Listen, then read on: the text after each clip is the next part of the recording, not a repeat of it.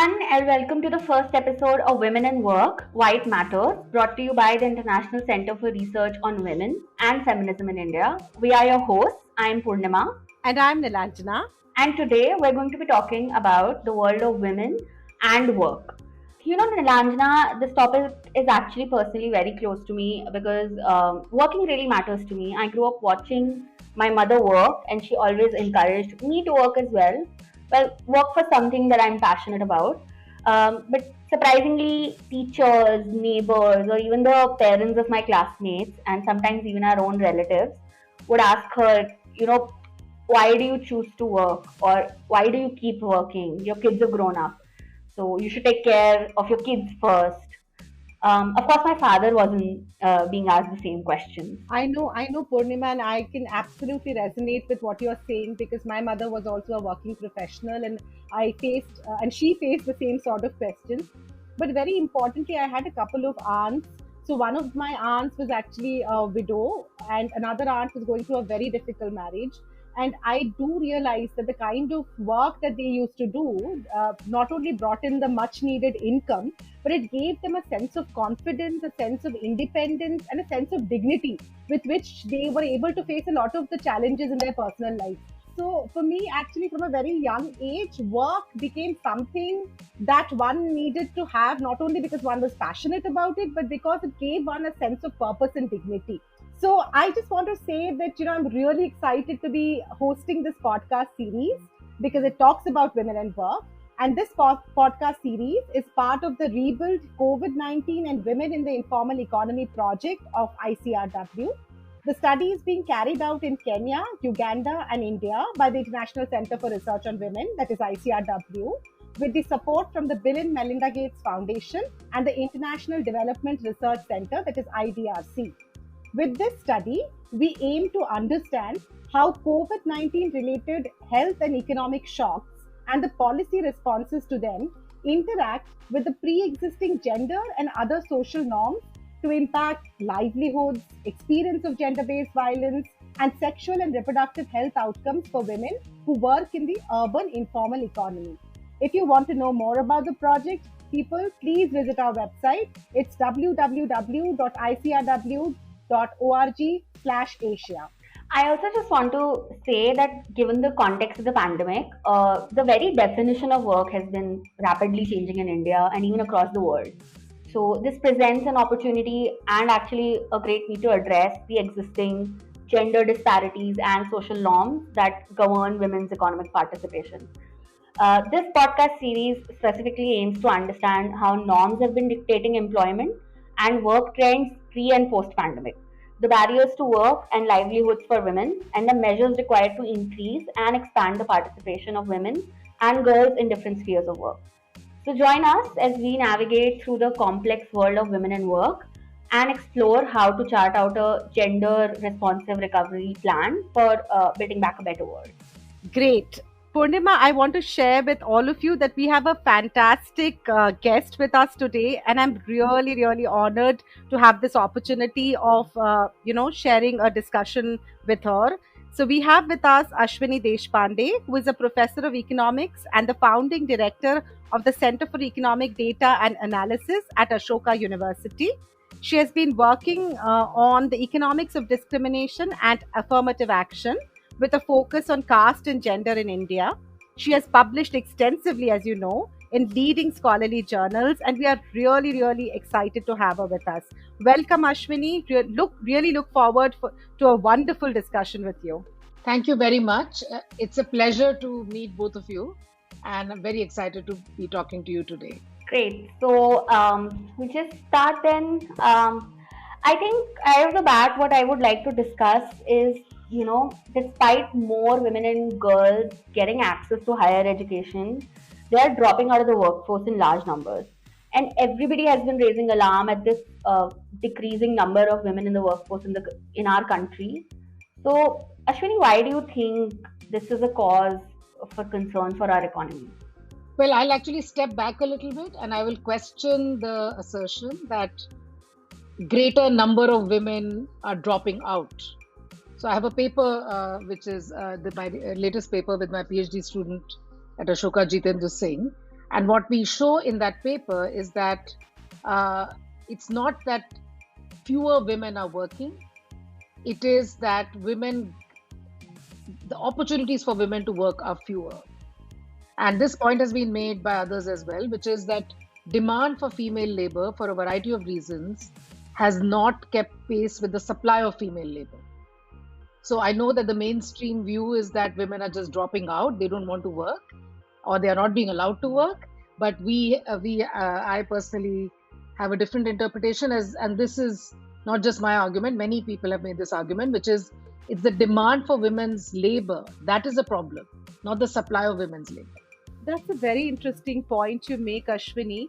I'm also recalling a lot of conversations I've had with scholars, with activists, and a lot of papers have come out on this. That that if we look at it from perhaps even the supply side, you talk about the demand side, and that's very critical. But if we also look at the supply side, I feel one of the critical barriers that women face in accessing paid employment, so paid work, is the fact that there is a huge burden of unpaid work on women, which is inflexible. So, and this unpaid work is not just domestic work and care work. This is also, their work is unpaid helpers in family businesses and family farms, etc. And this sort of inflexible, unpaid work responsibilities also limit the time she has to participate in paid work. So, can you just tell us a bit about, what you think about this, and what is the difference between paid and unpaid work? What are the kinds of work women engage in? So I again like to unpack this a little bit, what you said, which is that, let's look at the last thing that you said, which is work on family enterprises. Now, it's not as though men who work on family enterprises, it's not always the case that they work on family enterprises and go out and work. No. So, but the point is that when they work on family enterprises, they are counted as workers. So, a male farmer, for example, he's counted as a farmer, as a worker, right? Or an artisan, or a potter, or a weaver, or a kirana shop owner, or think of any of the. So these are livelihood activities for the family, and the men who work on these activities get counted as workers. But women who work on these activities don't get counted as workers. So I don't think we should be looking at it as over and above all this, where is the time for women to go out and work? It's impossible because there are only 24 hours in a day. So if you're doing domestic chores, then that's 24 hours. There's no other time. For example, in my paper with Naila Kabir, when we talk about the supply side constraint of domestic work, we are not referring to unpaid economic work. That is the work for which the woman should be counted. This shows that if she had been a man, she would have been counted in the labor force. So that explains the low levels of recorded female labor force participation rates. Absolutely. What prevents them from accessing paid work is the other type, is the reproductive labor that they have to do in the home. So because the reproductive labor is predominantly the woman's responsibility, that doesn't leave her with enough time. But if she's already working on the family economic enterprise, then she should be just counted as a worker, just as the men in her family who are working on the family enterprises would get counted. Right. So I think that we need to understand the unpaid component in two different dimensions. So this point that you bring up about women being counted as workers, no matter the kind of work that they do, we can, like, it can be paid or it can be unpaid. I also just want to talk a little bit about, like, how is women's work seen, be it whether it's paid or it's unpaid. It is just not valued. So I would say not by the state, not by the community, not by the family, like you mentioned, and not even by, sometimes I would say, the worker herself. So how would you say, like, what is the value attached to women's work? So it's different for different categories. So the point about unpaid work, which is important to understand, is that women see the unpaid work that they do on family enterprises as a part of their routine domestic chores. So it is undervalued in the sense that they don't view themselves as workers, and their family doesn't value their labor because it's supposed to be a part of what they should be doing anyway. Now, when you talk about family enterprises, you're not working for an employer. It's your family's economic activity that is generating the money, right? So in that sense, no one person is paid. It's just that the woman worker does not have equal rights over the earnings of the family enterprise. So you have to view it a little bit differently, as opposed to being working for another employer where you get a pay, right? So when we talk about unpaid work, we are really talking about family enterprises where each member may not be paid separately, but their contribution to the success of that enterprise is recognized. When you work when you work for an employer, that's where the question of gender discrimination comes in, which is that when you look at wage gaps, uh, for the same kind of work, men get paid more than women in paid employment everywhere in the world. When we think of value, you have to think of it in different ways. It's not one answer for all guys. So women who work on family enterprises are not counted as workers by the statistical system. They don't see themselves as workers, economic workers. They just feel like they're just doing domestic work. And women who work for other employers either are sort of predominantly informal, but that's true of all workers in India, which is workers are, it's about um, 80 more than 80 to 85% of workers in India, male and female, work in the informal sector. I think the question of value has to then be unpacked a little bit and understood a little bit differently for different categories of women. Absolutely, Ashwini. I think you make a very important point, and you're right in saying that depending on the kind of work women are performing, the question of valuation has to be contextualized and understood. But whichever kind of work we look at, there is a question of devaluation, undervaluation, there is a question of discrimination depending on where she is in the economy and what she's doing. But I think I have also wanted to reflect a little bit on, in general, some of the critical barriers that women face when they try to access work, or even in terms of their sustenance in certain forms of employment, say their sustenance in paid work. Because, like, gender segregated labor markets that you talked about, wage gaps, these are all barriers, as is the barrier in terms of unpaid care burden, domestic work burden. Can you elaborate a little bit on that, and maybe point us in the direction of some other barriers that women face? Oh, any number of them. So basically, starting from what you mentioned, which is domestic, predominant responsibility of reproductive labor, domestic chores, and in this dimension, South Asia is among the worst, exhibits the worst forms of gender inequality. Women spend as much as 10 times the time that men spend on domestic chores. So but I feel that we need to understand that the inequality in the domestic sphere and the inequality in the public sphere, which is paid employment, mirrors each other. So because women are few, so it's a vicious circle right now.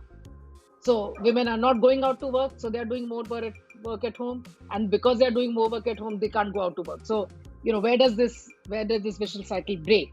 That's a question for policy. But in terms of undervaluation, you're absolutely right.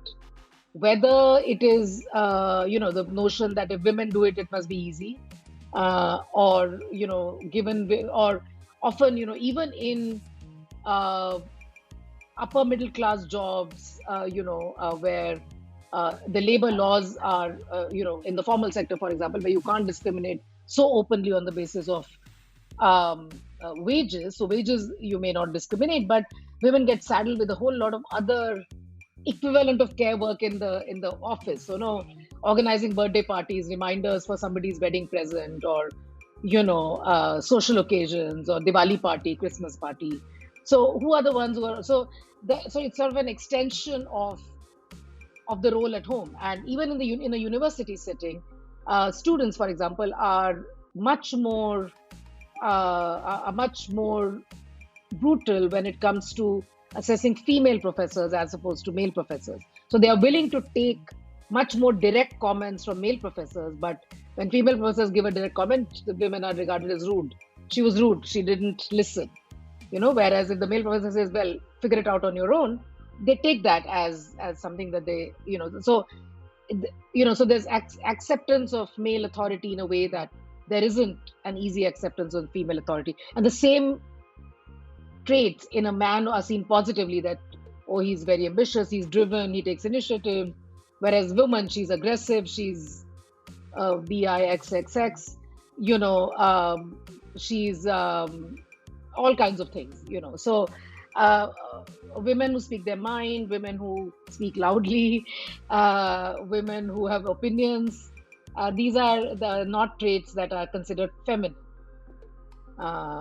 So yeah, you see these stereotypes working in all classes of women. But by the way, what we should always remember is that India is not unique in at least this latter dimension that I mentioned. So at the end of the day, there's patriarchy everywhere. So India might have a particularly at certain levels, the patriarchal expressions might be greater in the sense of the domestic sphere, but in the West, where it may not be so much at the domestic sphere, but in the public sphere, all of these issues are equally, critical, and the Western feminists have consistently been raising it. So I just want us to have that perspective a little bit, which is, it's not as though India is a little island of patriarchy and patriarchy is dead everywhere else. No, I think it takes different forms depending on the context. No, I think we can find someone asking or expecting the women in the room to take notes or organize a birthday party everywhere. I don't think that's an India specific thing. I think that I will find anywhere in the world. But like, speaking of barriers also, another sort of very critical aspect that affects women's ability to participate, and not just participate, also like sustain in the workforce, is the violence that they face in their everyday lives, and how this sort of manifests in the workplace. It manifests through like sexual harassment at the workplace. So what happens then is that sexual harassment at the workplace becomes a huge deterrent. So I just want us to talk a little bit more about that, maybe, because it's not just about women participating in the workforce. It's also about us having the chance to stay there, to be to sustain ourselves in the workforce. So how do you think violence inhibits women from accessing decent paid employment of their choice? And we should not just talk about paid work. I'm talking about sustaining ourselves in paid, decent, and dignified work. So I think the right to work with dignity and the right to work or exist without being subjected to violence is a fundamental right. And when it comes to women, it is not recognized with the gravity that it deserves. And sexual harassment at the workplace is very real, and it needs to be, combated, etc., etc. But having said all this, and for example, I'm the chair of the Sexual Harassment Committee at Ashoka University. So obviously I take all of this very seriously. But again, just as on the demand side, supply side, my views are a little bit non-mainstream. Even on this question, I would like to present an alternative set of facts which makes it a little less mainstream.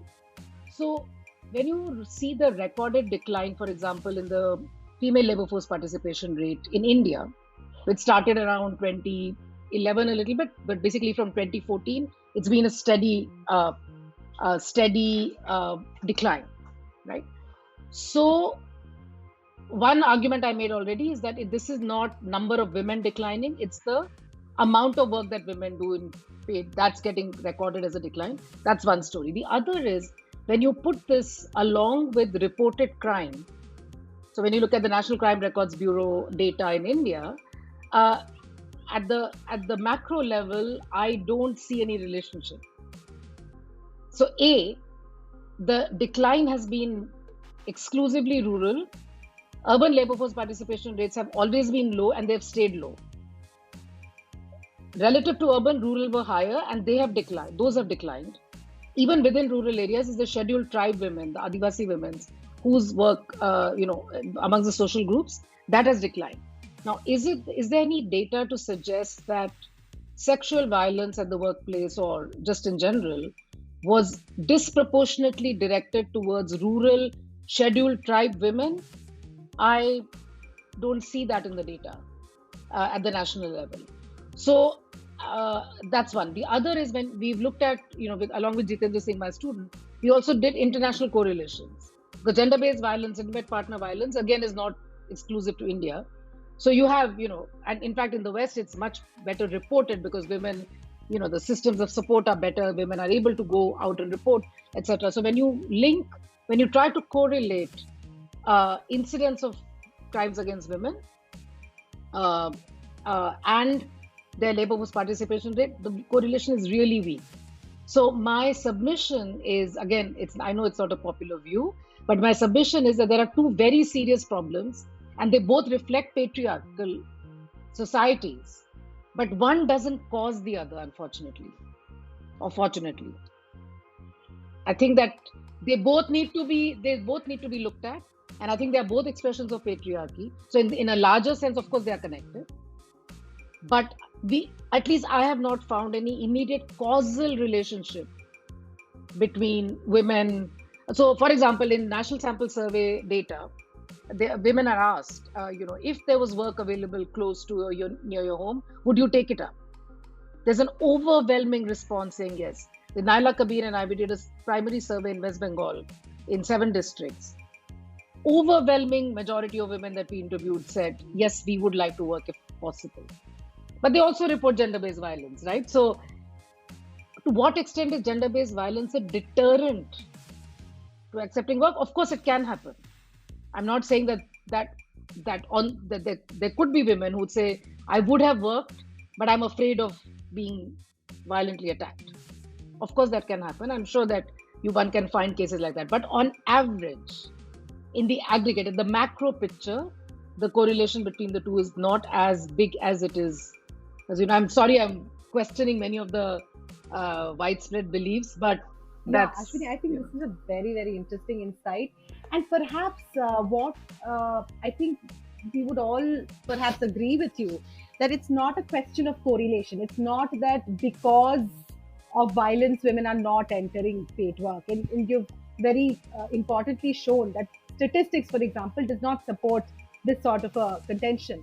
But I think what is very critical to understand perhaps is that the kind of violence they face at the workplace, sexual harassment, as well as the domestic violence women face on an everyday basis at home, all of these create very debilitating situations for her in terms of, her mental health, her physical health, her ability to, do work, good work, her productivity, and all of these things. No, I mean, what I'm saying is that what I said in the beginning, which is, it is every person's fundamental right to not be subjected to violence. But when it comes to women, somehow it is not, so if public spaces are not free, are not safe for women, the advice is, okay, stay at home. Why? I mean, why should I stay at home because the roads are not safe? In fact, actually, the more of us that we go out on the streets will become safer. So the advice has to be exactly the opposite of what is given, And also our homes are not safe. Our homes are sometimes the most unsafe places also. Yeah, exactly. So that is the other thing, which is that when we talk about women's safety, the entire thing is on, street safety, which is important, no doubt. But the majority of violence that women face come from their homes, people known to them. So the point is, I think that the conversation on gender-based violence is very important. It's massive, and it has to be carried out on an urgent footing. And as you said, it has debilitating consequences for women. But I don't see a direct connection between labor force participation and violence. That's the only point I'm making. Having said that, of course, should women be given access to good transportation where they're not going to be molested? Of course, yes.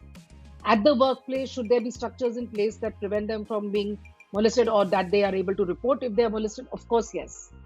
And so you can think of a number of initiatives that must be carried out on a very urgent footing, and a genuine recognition of this policy. But the policy prescription should be exactly opposite of what is given today. Instead of saying, because you are subjected to violence, stay at home, the policy should say, go out so that big streets become safer. Go and work in establishments so that there's better gender balance. Because the fewer women there are in any establishment, the more likely it is that, because she doesn't have a network, she doesn't have supporters, people think that they can get away with behaving obnoxiously. Whereas the greater the number of women in an establishment, you can see that it's going to be that much more difficult. So the policy should be turned on its head. I mean, speaking of violent spaces, I mean, I completely agree with Ashwini because for the past, I mean, I work with a digital media platform, and for a lot of it, I have to curate news. And I remember just the starting of the lockdown till I would say November 2020, there were overwhelming number of reports of women facing domestic violence. Like the number of calls, number of distress calls skyrocketed. So, talking about this, spheres of violence is something that I completely agree with because working women reported like facing large number of women reported facing intimate partner violence. So, it's talking about violence in that aspect. I think this conversation in that sense has been very enlightening for me because earlier I would think of these spaces as something that are two things that are separate to each other. So the violence like women face at home, and then the violence women face at the workplace, very different. Maybe like having access to decent, paid, and safe workplaces is something that can empower me. Yes, but I completely agree with what we're saying that we need to make quite a lot of changes and radical changes at the policy level. And also, very interestingly, I feel that given that a large number of women are there in home based work, the kind of domestic violence women face at home actually becomes the violence at workplace because for them, the site of home is the site of work. So, one needs to really unpack these ideas.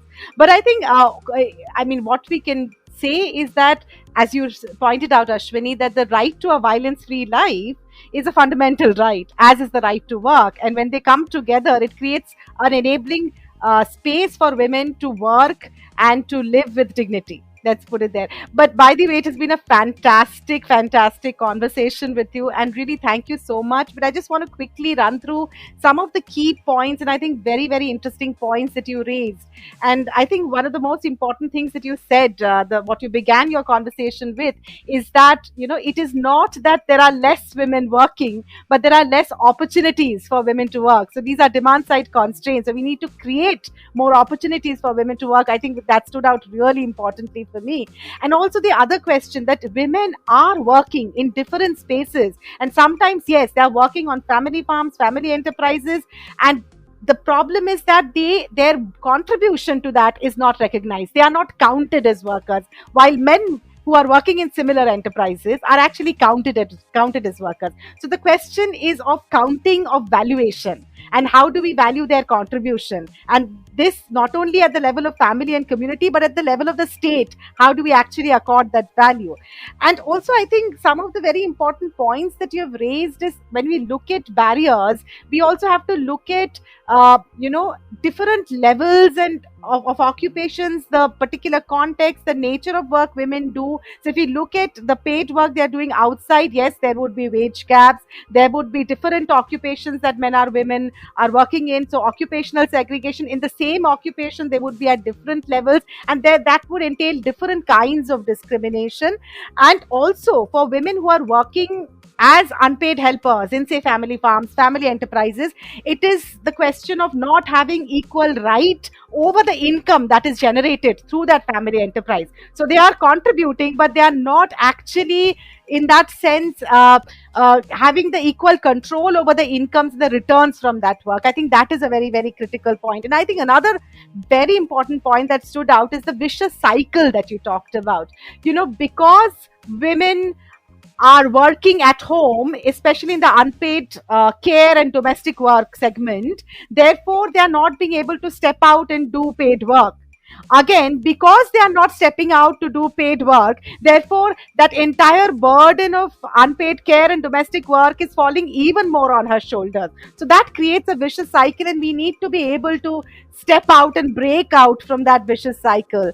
And we also discussed a very important point, which is about how some of the feminine roles get extended into our workplaces. And this is not only true at the bottom layer of the occupations, but also at the higher levels, even in sort of even in the highest level of corporate offices, you have women performing some of these feminine roles, and they're expected to do that. So this is a sort of patriarchy which is which is not just about not operating only at a family level or at certain segments in the labor market, but across.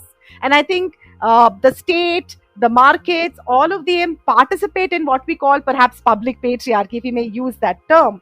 And finally, I think we had this really wonderful discussion on violence, which made us also question some of the ways in which we respond to the issue of violence on women. And instead of sort of asking our women to stay back so that they are safe, the focus should be on asking all women to go out and claim the streets, claim the public spaces, claim the offices, claim all the sites of work and enjoyment and everything. So it's about more visibility, more participation, which will actually enable us to create safer and better places. So thank you so much, Ashwini. This has been such a wonderful session and so much of learning. Over to you. Thank you so much, Ashwini, for joining us today and giving us the opportunity to talk to you. I would just say what a great start to the series. And yeah, thank you again. Thank you very much for this conversation. It was really, really nice. And, it's a sort of a formally meeting both Purnima and Nilanjana for the first time today. Although I've met, we've seen each other, I guess, in cyberspace somewhere. But it's been really great. And thank you very much for inviting me to this podcast.